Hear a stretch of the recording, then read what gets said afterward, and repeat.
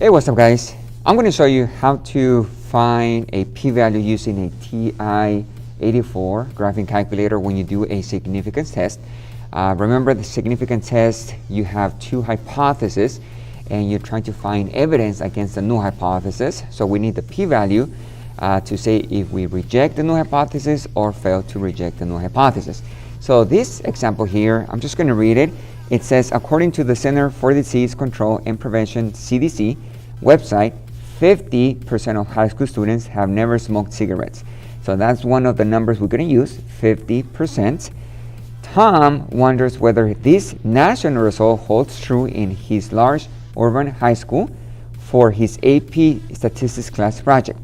Tom surveys an SRS of 150 students. So that's another number that we are going to use, and it is an SRS of 150 students from his high school.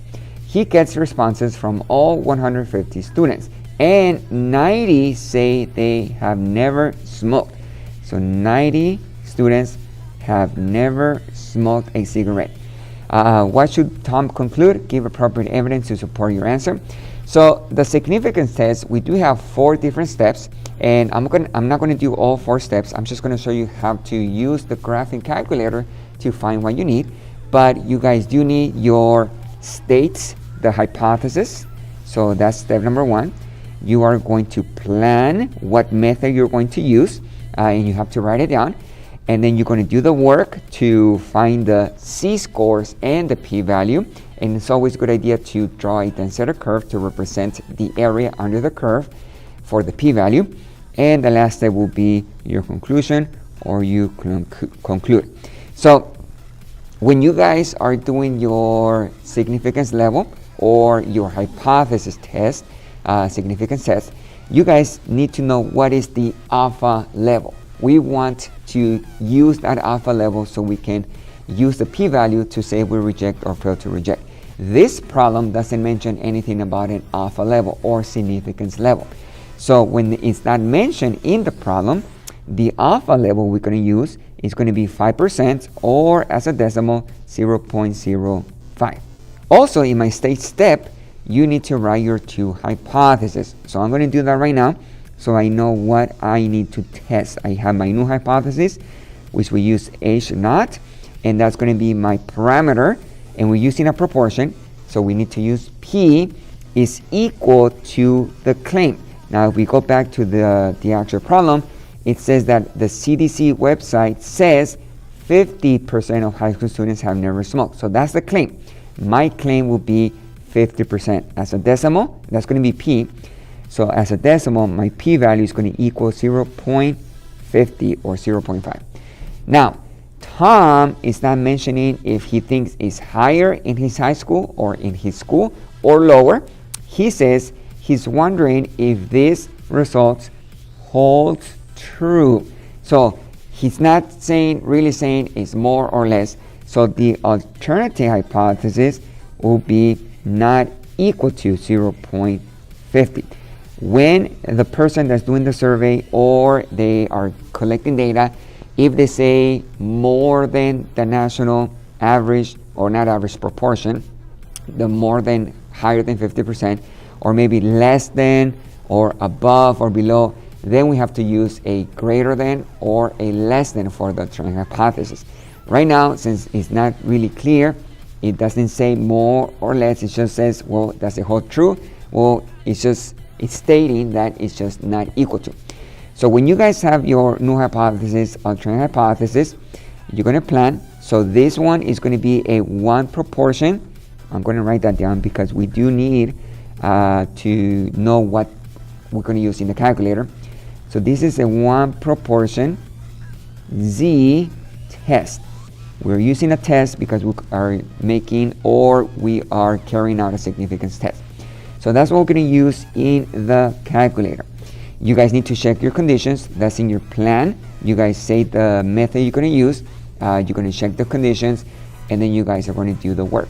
Now, to do the work in the calculator, well, we're going to need this number. So keep in mind what is the claim. So the claim is that 50% of high school students have never smoked. When you guys go to the calculator, you guys are going to go to the stats button right here. you guys go to the test tab right there, and you're going to choose a one proportion Z test. That's what we're doing, where we have one proportion, we have one survey proportion Z test.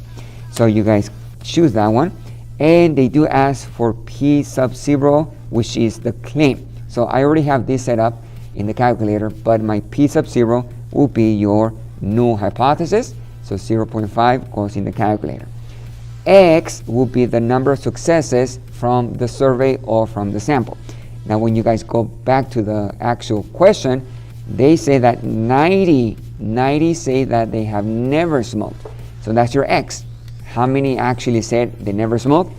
90 students. My sample size is an SRS of 150, and just to show you guys, it's right here, 150. Now the next one, you really have to be careful, because you guys have three options. We have, for the alternative hypothesis, not equal, we have a less than, and we have a greater than. So you have to really be sure which alternative hypothesis you are going to use. Right now we have a not equal. So this means a two-tail test or two-sided test. The teachers, they use different names. So they mean the same thing, two-sided or two-tail test. So right now I need to use not equal to the P sub 0, which is your alternative hypothesis. So this not equal to, once again, is from your alternative hypothesis. You calculate, and it gives you guys right here. They tell you what you use, so not equal to 0.5. Yep, that's what we have in the alternative hypothesis. My C-score is 2.449, so I'm going to write that down because that's information that we need. So my C-score is 2.449. If you guys want to round to 2 decimal places, that's okay. So 2.45. I use 3. The next one, so 3 is fine. The next one will be your p-value. That's what we need for our evidence. So my p-value, and this one I like to round to 4 decimal places. When we have probability, p-value is a probability, 0.0143. So I'm going to write that down. My p-value is 0.0143. Now, when you guys look at p-hat, well, you guys can say p-hat is 0.60. You don't really need to write that down in your response. And we also have our sample size of 150.